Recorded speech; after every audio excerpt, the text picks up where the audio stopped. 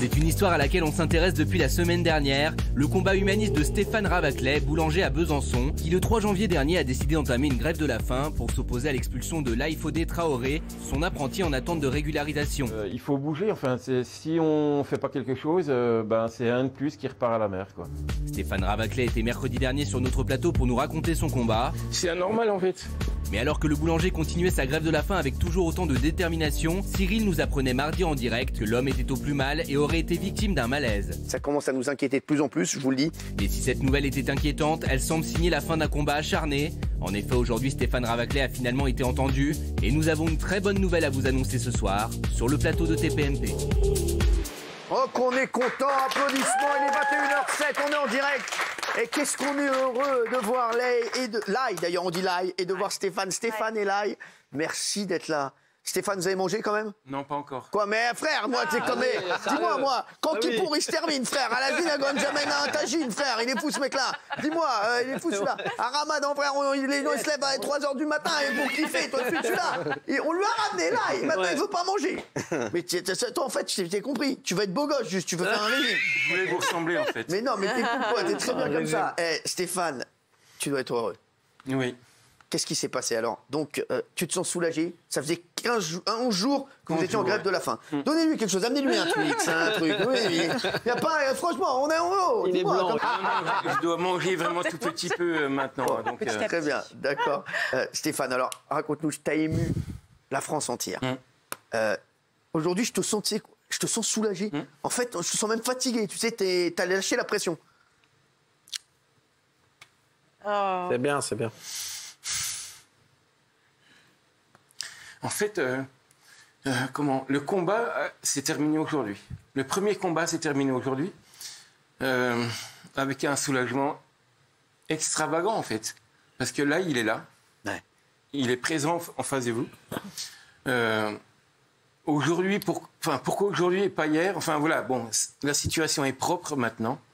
Nous avons été reçus par la préfète de Vesoul, en Haute-Saône, le département d'où il était inscrit par rapport à son foyer. Et en fait, on a été demandé hier, on a été convoqué.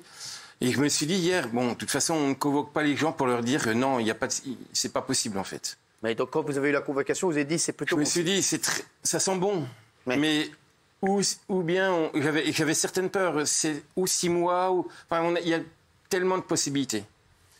Et en fait, j'en ai pas dormi évidemment de la nuit, mais... N'arrêtez pas de pas dormir, vous. Vous dormez pas, vous mangez pas, c'est pas naturel, en fait. C'est des situations qui ne nous appartiennent pas, en fait. Je suis pas fait pour ça, comme je vous ai déjà dit. Je suis pas fait... Bon, moi, je suis fait pour mon fournil et mon travail, mais des situations comme ça, c'est hors norme pour moi. Donc, en fait, on a été très bien reçus, voilà, avec une finalité qui est exceptionnelle, en fait, pour le gamin. Donc, c'est Là, il va pouvoir rester en France. C'est ça. Ouais. Donc, qu'est-ce qui se passe? Alors, qu'est-ce qu'il a aujourd'hui? C'est ça. Voilà, qu'est-ce qui s'est passé et qu'est-ce qu'il lui octroie? Eh bien, on lui octroie... alors, j'ai oublié les mots, bien sûr, mais un droit de rester travailler en France. Et dans un mois, il reçoit sa carte d'identité. Ah ouais. Il est naturalisé, alors. C'est dénaturalisé. C'est pas une carte de séjour. Là, donc, vous allez avoir votre carte d'identité. Là, vous êtes heureux? Oui. Très heureux. Très heureux. Stéphane, ça vous a énormément touché ce qu'il a fait? Oui, ça m'a énormément touché. Vous êtes heureux de continuer à travailler avec lui? Il paraît que vous faites un travail magnifique, vous êtes extrêmement sérieux. Oui. En fait, je lui avais dit à l'entrée quand il est entré de mon entreprise, je lui ai dit, gamin, il faut que tu fasses attention. Parce qu'on va juger ton travail, va falloir que tu sois meilleur que les autres. Bien sûr. Tu travailles beaucoup plus. Ouais. On savait qu'il y avait l'épée au-dessus de sa tête, parce que bon, à 18 ans, on savait très bien qu'il allait avoir des problèmes. Donc je lui ai toujours dit, tu fais pas l'idiot, tu te bats pas. Voilà, t'es sérieux jusqu'au bout. Et en fait, ça a été jugé aussi pour ça. Ouais. En fait, le gamin, il a jamais bougé d'un œil dans mon entreprise et à l'école. Voilà. Donc je lui avais dit, si tu fais pas le con, on y arrivera. Excusez-moi du terme.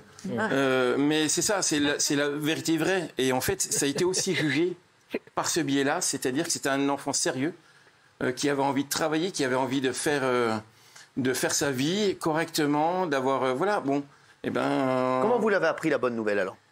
Vous avez été avec on lui a été convoqué à la préfecture de Vesoul. Et vous avez senti sur le chemin que déjà oui, non, mais bon, nouvelle. si on nous mais vous n'avez pas mangé quand ils vous ont dit déjà que vous étiez convoqué. Mais frère, moi je pense qu'à manger, moi. Vous avez fait combien de jours de grève de la faim? 11 jours. Mais 11 jours, frère. Moi, la préfecture de Vesoul m'appelle, je dis vas-y, sors un couscous, frère. Non, mais quand on a un vrai combat, en fait, moi aussi j'ai fait des régimes parce que je suis un peu imposant. Mais en fait, ça va, c'est pas. En fait, c'est pas un régime, c'est une obligation d'aller jusqu'au bout. Ouais. Et donc, j'ai pas du tout eu faim parce que le combat, il était. Et puis, Vous avez eu un petit malaise quand même mardi dernier. Hein. Oui, parce qu'en fait, je suis arrivé au travail à 4h du matin et j'avais faim. Ouais, c'est la première fois. Ah voilà. Allez manger. Faut m'appeler, frérot, tu viens à la maison.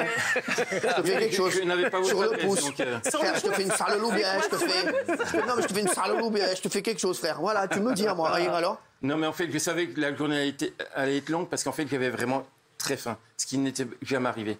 Et en fait, j'ai senti ma force diminuer et j'ai fait un malaise dans la voiture en arrivant devant le magasin. Et à 8h du matin, et puis bon, après, voilà. Mais je remercie véritablement les institutions hospitalières parce qu'en fait, ils ont tellement de travail en ce moment que... Bien sûr. Alors voilà, je voulais de toute façon arrêter rapidement parce que je voulais pas recommencer et embêter tout le monde. Voilà, je suis quelqu'un de sérieux et voilà. Donc, mais tout se finit correctement. C'est génial, non? Ah oui, non, mais c'est heureux, vous êtes heureux. Évidemment, enfin, il y a très longtemps que j'ai pas eu autant de plaisir que ça en fait. Une aussi bonne nouvelle. Je voulais remercier plein de monde, si vous me le permettez. Allez-y, c'est comme si vous avez un César. Remercie la lumière. Non, mais c'est ça. S'il vous plaît, faites-lui une Ojabel Merguez pour moi. Mais pense qu'il a bouffé. En premier lieu, je vous remercie vous. Oui. Merci Stéphane. Parce qu'en fait, vous êtes la seule télévision qui m'a demandé. Merci Stéphane. Merci. Vraiment. Ça nous fait plaisir. Voilà. Donc je vous remercie tous en fait. Bah oui, parce que du regard que vous avez eu sur mon problème et sur le problème de l'ail. Vous êtes la seule télévision. Voilà. Donc un énorme merci. Je pense que dans ma vie, je penserai toujours à vous tous. Premièrement. Merci Stéphane. Deuxièmement, ce sont les réseaux sociaux. Alors moi, comme je vous avais dit la dernière fois, je suis un vieux crouton et vous avez vu que ça sert les réseaux sociaux, oui, c'est énorme. Ah, oui. En fait, j'ai des amis, Delphine et son fils et sa fille, etc., qui ont fait cette pétition. C'est magnifique. Ils ont été magnifiques. Et en fait, ça s'est déroulé tout doucement au début. Et en fait, voilà, c'était extraordinaire. Et en fait, plus en plus, il y a eu du monde. Et M. Kluxman, Raphaël, député européen, bravo à lui. Ami. Après, il y a eu votre passage ici la semaine dernière. Et Raphaël Kluxman a relayé le passage. Tsunami. Et je voudrais dire un truc. Et votre appel, Cyril, à Marlène Schiappa et aux gens du gouvernement, j'imagine que ça a accéléré les choses. Oui. Si, elle vous avait laissé. Elle avait vu. Mais attends, on ne sait pas. Franchement, on ne sait pas. En tout cas, l'important, c'est que Stéphane, le dénouement soit là. Et je voudrais dire un truc. Et je voudrais remercier Yann Barthès, même lui, a retweeté votre passage dans Touche pas mon poste. Bravo à lui pour vous aider. Voilà. Et les médias n'ont pas fait pareil aujourd'hui. Alors, à propos de ce dénouement justement fabuleux, c'est ça qui compte. Et on n'est pas là pour polémiquer. Aujourd'hui, moi je sais que demain ça va être un déferlement au magasin. Oui. Forcément. Tu veux que je vienne faire 2-3 baguettes? Je te fais du pain tabouna. Je te fais du pain tabouna. Je te fais du pain italien. Vous avez déjà une galette pour vous. Ça, je croyais que c'était du pain. Je me suis dit du pain. Je croyais que c'était du pain à l'ail. Du pain à l'ail. J'ai fait une création cette année et c'est cette création-là. Merci Stéphane. Oui, je voulais aussi remercier si j'ai encore. Vas-y, t'as le temps. Vas-y, je voulais remercier les boulangers de Saint-Honoré, dont je fais partie. Ils ont été les premiers boulangers à relayer l'info. Bravo à eux. Ensuite, c'est tous les anonymes. Je ne connaîtrai jamais toutes les personnes qui ont relayé l'info. Ça a été extraordinaire. Mais ça a été un tsunami de bonheur. En fait, on m'appelait, on me dit, mais tu te rends compte, t'as dépassé si t'as des... Enfin, moi, je ne connais pas tous ces chiffres, en fait. Je ne m'en rends pas compte, en fait. Vous avez l'habitude parce que c'est votre monde, c'est votre... Papa, non. Non, mais... On reste simple. Mais... moi, je suis encore... Enfin, voilà, ça ne m'appartient pas, en fait, tout ça. C'est tellement fort et effectivement, moi je déplore malgré tout que certains médias, une sorte de malhonnêteté intellectuelle de certains médias qui n'ont pas voulu parler de vous ici et de l'action que vous avez quand même menée aussi. Et je trouve que c'est dommage parce qu'on a besoin aujourd'hui de choses qui nous soudent, qui font état, qui font corps. Et voilà. Et ça, je trouve que c'est un peu malhonnête que certains médias mettent les œillères, les boules caisses, parce que voilà, quand il s'agit de vous, on se bouche le nez. Écoutez, quand il s'agit de moi, en tout ça, on sait faire des articles pour dire que je suis méchant. Oui, voilà. méchant.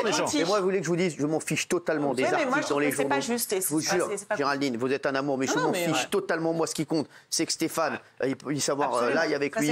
Et je vais vous dire, franchement, l'avis de certains et les papiers de certains, mais Géraldine, vous êtes un amour, en tout cas, de penser à moi. C'est un amour, je pense juste que c'est bien parce que dans le contexte actuel, je trouve que c'est bien quand c'est important de se tenir les mains. Voilà. Et demain, vous verrez, il y aura des titres dans Touche pas à mon poste, Cyril Hanouna à dire Bernard Montiel était trop bronzé ou un truc comme ça, mais il n'y aura jamais de titre. C'est vrai. Ça vous totalement, oui, merci.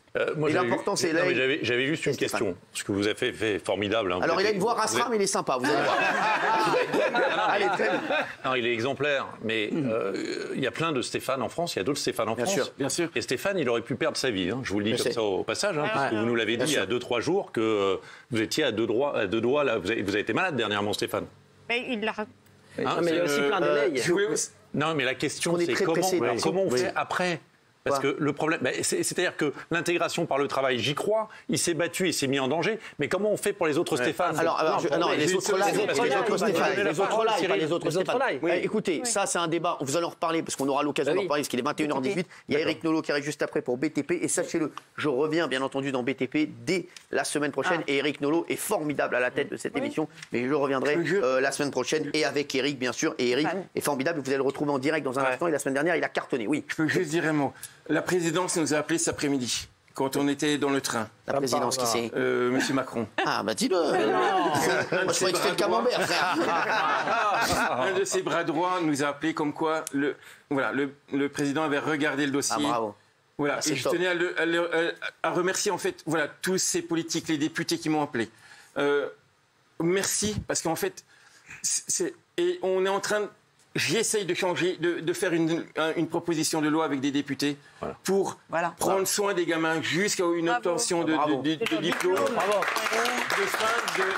Vous viendrez nous en parler quand vous voudrez. Allez, merci Stéphane. dis-lui que tu démissionnes. Merci Lai. Je vous aime fort les deux et je vous souhaite beaucoup de bonheur dans la boulangerie.